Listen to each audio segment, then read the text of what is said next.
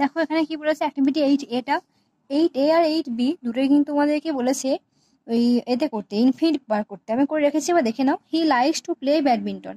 আচ্ছা, ইনফিনিটিভ কখন হয়? যখন টু এর পরে না ভার্বের ফার্স্ট ফর্ম হয়, তখন এটাকে বলা হয় কি ইনফিনিটিভ। দেখো to play, to read, to dance, এইগুলো। আমার দেখো এইটি বিটা কি বলেছে, যে Raja is not afraid to speak the truth. রাজা ভয় পায় না সত্যি কথা বলতে।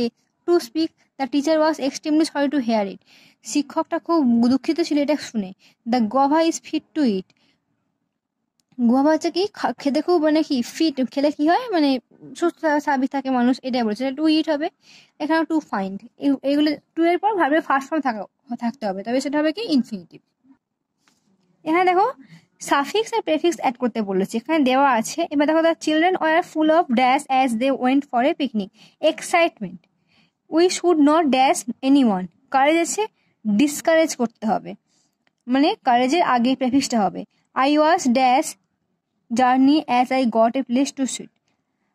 আই ওয়াজ এবেল দিয়ে যোগ করতে হবে, কমফর্ট এবেল, কমফর্টটা আগে আসবে, তারপর হবে কি এবেল, সাফিক্স যোগ করতে হবে।